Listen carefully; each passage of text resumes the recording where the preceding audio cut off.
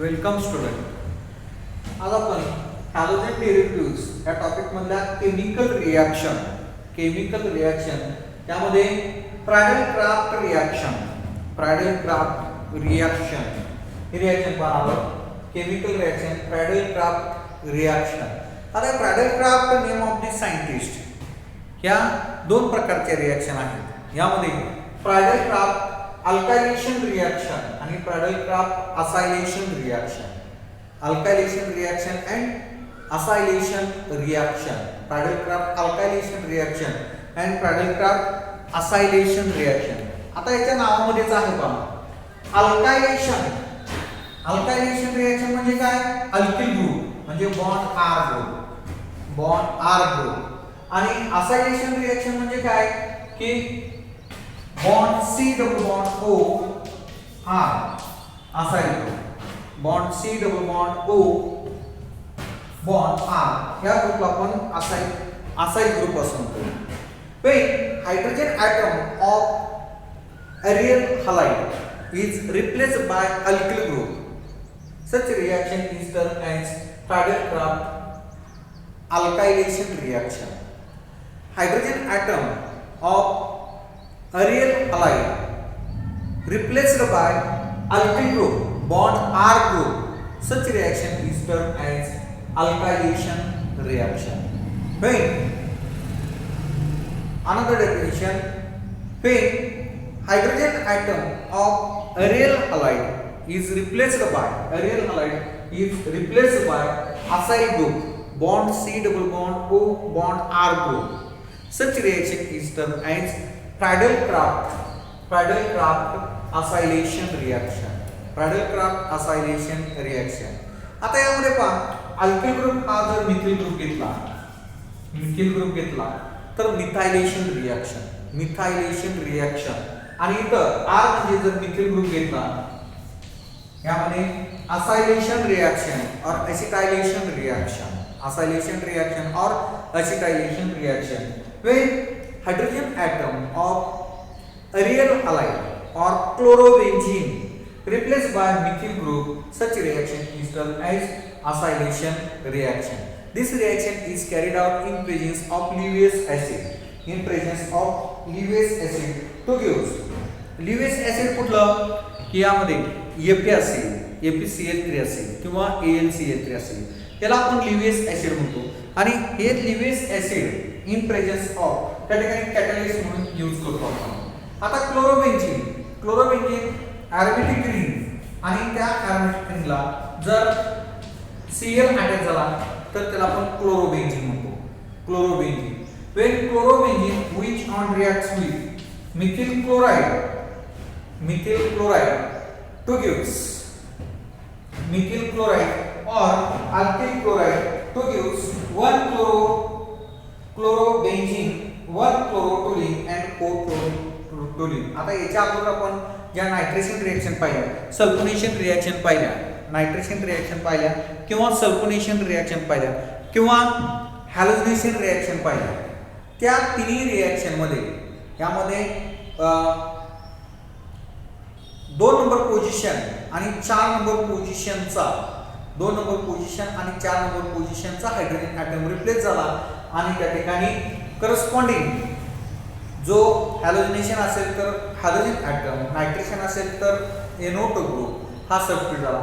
Same reaction या ठिकाणी reaction होती इन प्रेझेन्स ऑफ अनहायड्रस. हे शॉर्ट मध्ये येते अनहायड्रस Lewis acid like AlCl3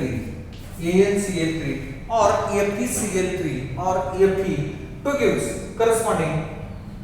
या ठिकाणी हा जो एरोमॅटिक रिंग आहे या एरोमॅटिक रिंगला 1 नंबर पोझिशनला Cl अटॅच झालेला आहे आणि 2 नंबर पोझिशन आणि 4 नंबर पोझिशनला हा मिथिल ग्रुप अटॅच येतो. CH3 या ठिकाणी CH3 आणि याला आपण इथं 2 नंबर पोझिशन आहे म्हणून 1 क्लोरोटोल्यून्स आणि CH3 ग्रुप जर अटॅच झाला असेल तर त्या CH3 ग्रुपला आपण टोलिन्स असं म्हणतो. म्हणून एक नंबर पोझिशनला Cl अटॅच झालाय, म्हणून 1 क्लोरो टोलिन्स आणि 4 क्लोरो टोलिन्स, 4 क्लोरो टोलिन्स, 4 क्लोरो टोलिन्स, तर 2 क्लोरो टोलिन्स आणि 4 क्लोरो टोलिन्स हा प्रोडक्ट मिळेल. 2 क्लोरो टोलिन्स आणि 4 क्लोरो टोलिन्स, याला आपण मेटाक्लोरोटोलिन्स, मेटाक्लोरोटोलिन्स आणि पॅराक्लोरोटोलिन्स असं म्हणतो. मेटाक्लोरोटोलिन्स आणि पॅराक्लोरोटोलिन्स. ठीक आहे. त्यानंतर असायलेशन रिएक्शन, असायलेशन और एसिटायलेशन reaction. when chlorobenzene which on reacts with acyl chloride, acyl chloride CH3 C double bond O Cl, याला असाइल क्लोराइड असं म्हणतो. Acyl chloride to gives, acyl chloride to gives acetophenone, 2 chloroacetophenone and 4 chloroacetophenone, 2 chloroacetophenone and 4 chloroacetophenone हे दोन product मिळतील आपल्याला. Cl C double bond O CH3, 1 chloroacetophenone and 2 chloroacetophenone. इथं minor product काय येईल?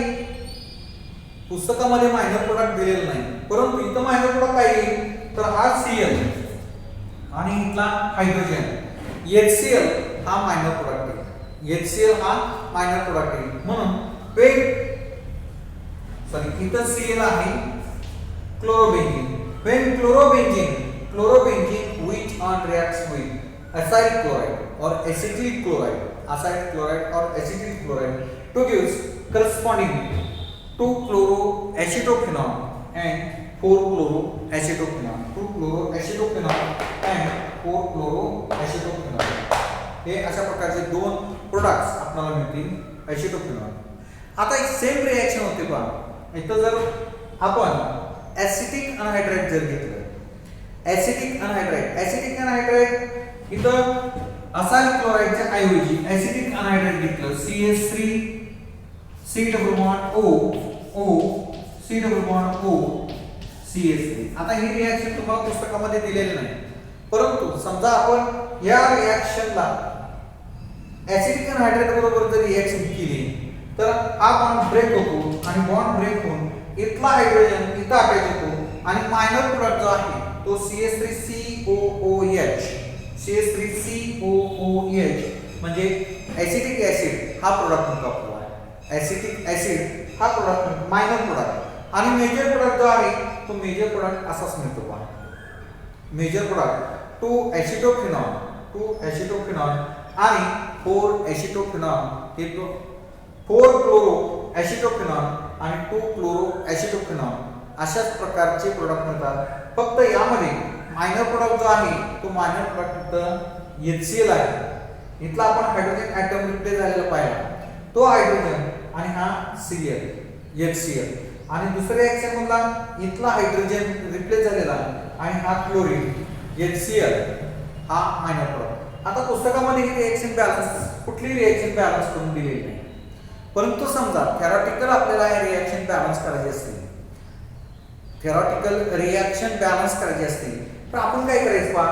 पुढं अरोमॅटिक कंपाऊंड किती आहेत? 2 आहेत. म्हणजे इथं एक आहे, हे 2 कंपाऊंड घ्यायचे. म्हणजे क्लोरोबेन्झीन 2 घेतले, त्यानंतर मिथेन ग्रुप किती अटॅच झाले? 2 अटॅच झाले. म्हणून इथं 2 मॉलिक्यूल घ्यायचे, 2CH3Cl. इथं 2 Cl आहेत, 2 Cl शिल्लक राहिले आणि एका क्लोरोबेन्झीनचा एक हायड्रोजन रिप्लेस झालेला, दुसऱ्या क्लोरोबेन्झीनचा दुसरा हायड्रोजन रिप्लेस झालेला, असे 2 हायड्रोजन रिप्लेस झालेले आणि हे 2 क्लोरीन असा मायनर प्रोडक्ट जो असतो तो minor product 2 molecules of HCl hydrochloric acid, 2 molecules of HCl hydrochloric acid हा या ठिकाणी मायनर प्रोडक्ट आहे. त्यानंतर दुसऱ्या रिएक्शन मध्ये जर आपण पाहिलं तर रिएक्शन जर बॅलन्स करायची म्हटलं आपल्याला तर इथं 2 मॉलिक्युल्स घेतले पाहिजे. 2 मॉलिक्युल्स घेतले तर इथं 2 CH3C double bond OCl acyl chloride और एसिटिल क्लोराइड टू गिव्स. त्यानंतर आपण पुढे जर पाहिलं CH3C डबल बॉन्ड CH3 किंवा C double bond O bond CH3 C double bond O CH3 हे दोन मॉलिक्यूल जे आहेत ते एरोमॅटिक रिंग म्हणजे क्लोरोबेन्झीनला अटॅच झालेले आहेत. हे बॅलन्स झाले. इथले दोन क्लोरीन, इथले दोन हायड्रोजन, दोन क्लोरीन आणि दोन हायड्रोजन या ठिकाणी मायनर प्रोडक्ट या रिएक्शन मध्ये सुद्धा मायनर प्रोडक्ट हे 2 molecules of HCl, 2 molecules of HCl हा मायनर प्रोडक्ट आहे. 2 मॉलिक्युल्स ऑफ HCl. समजा आपण ऍसिटिक अनहायड्राइड घेतलं, ऍसिटिक अनहायड्राइड घेतलं तर ऍसिटिक अनहायड्राइड ने सुद्धा रिएक्शन सेम रिएक्शन होती. फक्त इथं 2 मॉलिक्युल्स घेऊन हे 2 मॉलिक्युल्स घ्यायचे आणि मायनर प्रोडक्ट हा 2 मॉलिक्युल्स ऑफ HCl च्या ऐवजी त्या ठिकाणी ऍसिटिक ऍसिड हे 2 मॉलिक्युल्स येतील आणि ऍसिटिक ऍसिड 2 मॉलिक्युल आल्यानंतर CH3C double bond OOH, CH3C double bond OOH असे 2 मॉलिक्युल्स हे ऍसिडचे येतील. असे मायनर प्रोडक्ट इथे HCl च्या ऐवजी 2 molecules of CH3COOH, 2 molecule CH3COOH ला आपण काय म्हणतो या ठिकाणी ऍसिटिक ऍसिड. कार्बोक्सिलिक ऍसिड बनला acetic acid. Single molecule COOH हा सिंगल आहे आणि त्या COOH ग्रुपला CH3 ग्रुप अटॅच झालेला आहे म्हणून त्याला आपण ऍसिटिक ऍसिड असं म्हणतो. ठीक आहे. म्हणजे आपण जसं ऍसिड मध्ये हायड्रोजन ऍटम जर अटॅच झाला असेल तर त्याला फॉर्मिक ऍसिड म्हणतो. मिथिल ग्रुप अटॅच झाला म्हणून त्याला ऍसिटिक ऍसिड म्हणतो आणि हा मायनर प्रोडक्ट या रिएक्शन मध्ये येतो. when chlorobenzene which on reacts with acetic anhydride to gives corresponding a mixture of 2 chloroacetophenol and 4 chloroacetophenol and minor product acetic acid, 2 molecules of acetic acid. अशा प्रकारचे 2 molecules आपल्याला या ठिकाणी मिळतील. ठीक आहे. त्यानंतर आपण युजेस पाहणार आहोत. Environmental uses of alkyl halide, compounds of alkyl halides. या alkyl halide मध्ये काही कंपाऊंड दिलेले आहेत त्याचे uses आणि environmental effect of some polyhalogen compounds. Uses and environmental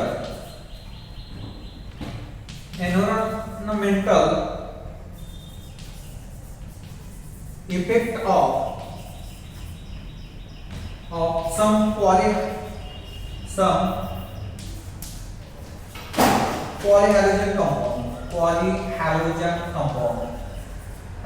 compound.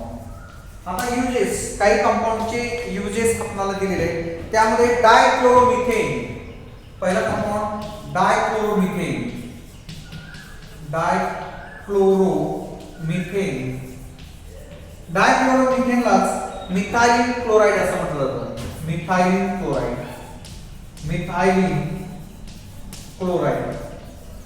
Methyl chloride. आता डायक्लोरोमिथेन याचं स्ट्रक्चर कसं येईल?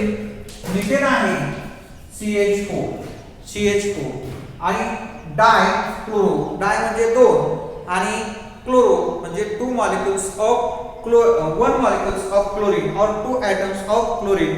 म्हणून मिथेन मध्ये 2 हायड्रोजन रिप्लेस होऊन त्या ठिकाणी 2 क्लोरीन सबस्टिट्यूट झाले की होणारे कंपाऊंड आपण डायक्लोरोमिथेन असं म्हणतो. डायक्लोरोमिथेन त्याला आपण मिथाइलिन क्लोराइड किंवा मिथाइलिन डायक्लोराइड असं म्हणतो. आता या मिथाइलिन डायक्लोराइड किंवा डायक्लोरोमिथेनचे काही युजेस किंवा environmental effect of some polyhalogen compounds. यामध्ये डायक्लोरोमिथेन याच्या काही प्रॉपर्टीज दिलेल्या आहेत. फिजिकल प्रॉपर्टीज कुठल्या? हा जो कंपाऊंड आहे कलरलेस व्होलाटाइल लिक्विड आहे. कलरलेस व्होलाटाइल लिक्विड आणि ॲरोमा स्वीट ॲरोमा म्हणजे ॲरोमॅटिक कंपाऊंडचा जसा स्वीट येतो स्मेल येतो अशी त्याची प्रॉपर्टीज आहेत. Colourless volatile liquid sweet aroma. आता याचे युजेस काय आहेत? जनरली पहा तुम्ही कुठलाही कंपाऊंड असेल तर 1 मार्काला युजेस विचारते. त्यामध्ये तुम्ही लिहित असताना it is used as a good solvent असं लिहिलं तर तुम्हाला अर्धा मार्क मिळतो. It is used as a good solvent. त्यानंतर प्रोपिलंट in एरिझोल propellant in aerosol overexpose causes dizziness, fatigues, then headache, weakness, highly dangerous when contact with eyes, the damage cornea. यामध्ये याचे जे काही ड्रॉबॅक आहेत, युजेस आहेत, त्या युजेस मध्ये आपण पाहिलं की it is used as a good solvent, propellant in aerosol, over expose cause, जर आपण ते जर एक्सपोज केलं हवेमध्ये तर त्याच्यापासून जे काय डायजिनेस असेल, फटिग असेल, त्यानंतर हेडेक, त्यानंतर विकनेस, हायली डेंजरस, ज्यावेळी ते आपण ओपन ठेवतो त्यावेळी डोळ्याच्या कॉन्टॅक्टमध्ये जर आलं तर त्याचं डॅमेज ऑफ कॉर्निया, जो डोळ्याचा भाग कॉर्निया हा जो भाग आहे तो डॅमेज होतो. These are the some drawback of dichloromethane. Then chloroform, दूसरा मॉलिक्यूल क्लोरोफॉर्म CHCl3 क्लोरोफॉर्म हे कलरलेस लिक्विड आहे. त्याच्या फिजिकल प्रॉपर्टीज मध्ये colourless liquid, peculiar sweet smell. These are the physical properties. It is used for preparation of chlorofluoromethane represent म्हणून त्या ठिकाणी त्याचा use केला जातो. क्लोरोफॉर्मचा रिप्रेझेंट म्हणून त्याचा यूज केला जातो. गुड सॉल्व्हंट म्हणून त्याचा यूज केला जातो. त्यानंतर gums, fats, resin, preparation of dichlorobenzene याच्यासाठी त्याचा यूज केला जातो. क्लोरोफॉर्मचा यूज हा रिप्रेझेंट म्हणून केला जातो. सॉल्व्हंट, गम, फॅट, रेजिन हे प्रिपेअर करण्यासाठी क्लोरोफॉर्मचा यूज केला जातो. त्यानंतर dichlorocarbene, depression of central nervous system, affect on central nervous system. Then headache, expose to gives poison, म्हणजे हवेमधील ऑक्सिजनची रिॲक्शन होऊन क्लोरोफॉर्म जर आपण हवेमध्ये जर ओपन ठेवला तर त्यामध्ये हवेमधल्या ऑक्सिजनची रिॲक्शन होऊन त्या ठिकाणी क्लोरोफॉर्मचं कन्व्हर्जन हे पॉइझनमध्ये होतं आणि हे पॉइझन जे आहे ते पॉइझनस असते आणि म्हणून क्लोरोफॉर्म नेहमी stored in dark colour air tight बॉटलमध्ये ठेवलं जातं. डार्क कलर एअर टाईट बॉटलमध्ये क्लोरोफॉर्म ठेवलं जातं. कारण का तर हवेमधल्या ऑक्सिजनची त्याच्यावर रिॲक्शन होऊन क्लोरोफॉर्मचं कन्व्हर्जन हे पॉइझनमध्ये होत असेल. त्यानंतर कार्बन टेट्राक्लोराइड कलरलेस लिक्विड आहे. Tetrachloride CCl4 carbon tetrachloride colourless liquid with sweet smell आहे. It is used for a solvent for oil, fat, resin. हे जे क्लोरोफॉर्म आहे, क्लोरोफॉर्मचा यूज हा solvent for oil, fat, resin आणि सोर्स ऑफ क्लोरीन प्रिपेअर करण्यासाठी किंवा मॅन्युफॅक्चर करण्यासाठी क्लोरोफॉर्मचा यूज केला जातो. Source of chlorine, cleaning agent म्हणून या ठिकाणी क्लोरीनचा यूज केला जातो. Cleaning agent. त्यानंतर टॉक्सिक टू लिव्हरसाठी हा जो क्लोरोफॉर्म आहे, क्लोरोफॉर्म हा लिव्हरसाठी टॉक्सिक आहे आणि it is affect on central nervous system वरती याचा इफेक्ट होतो. त्यानंतर आयडोफॉर्म क्लोरोफॉर्म मध्ये इथं CHCl3 च्या ऐवजी I3, त्याला आपण आयडोफॉर्म म्हणतो. आयडोफॉर्म हे येलोइश क्रिस्टलाइन सबस्टन्स आहे. It is use as a medicine म्हणून त्याचा यूज केला जातो. अँटीसेप्टिक म्हणून त्याचा यूज केला जातो. इन ड्रेसिंग ओंड्स ड्रेसिंग करण्यासाठी आयडोफॉर्मचा यूज केला जातो. Irritation to skin and eyes causes respiratory irritation, dizziness and it affect on central nervous system. Chloroform सुद्धा हे सेंट्रल नर्वस सिस्टीम वरती त्याचा इफेक्ट होतो बघा. ठीक आहे. देन फेरॉन पुढचा पॉइंट पाहू. फेरॉन्स chlorofluorocarbon chlorofluorocarbons. It is used for the represent साठी त्याचा यूज केला जातो.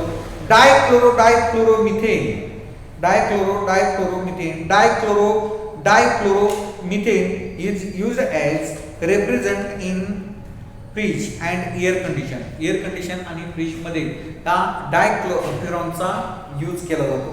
त्यानंतर एरिझोल आणि गुड सॉल्व्हंट म्हणून सुद्धा त्याचा यूज केला जातो.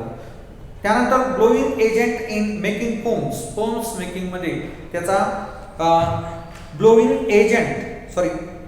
एजंट म्हणून त्याचा यूज केला जातो. आणि packing material loss of consistency these are the in packing material मध्ये त्याचा यूज केला जातो आणि it affects on the loss of consistency. ठीक आहे. त्यानंतर डायफिनिल ट्रायक्लोरोइथेन म्हणजे त्याला आपण DDT म्हणतो. डायफिनिल ट्रायक्लोरोइथेन. It is colorless, tasteless and odorless crystalline solid आहे. इन्सेक्टिसाइड म्हणून त्याचा यूज केला जातो. इट किल्स इन्सेक्ट किल करण्यासाठी DDT चा यूज केला जातो. House flies, mosquitoes and body lice kill करण्यासाठी त्याचा यूज केला जातो. कंट्रोलिंग मलेरिया अँड टायफॉइड आणि मलेरिया कंट्रोलिंग साठी DDT चा यूज केला जातो. It affect to omitting pheromones. It is resistant to metabolism. It accumulates in fatty tissues and there is ban on use of DDT. Okay, या ठिकाणी हा आपला topic संपलेला आहे. धन्यवाद.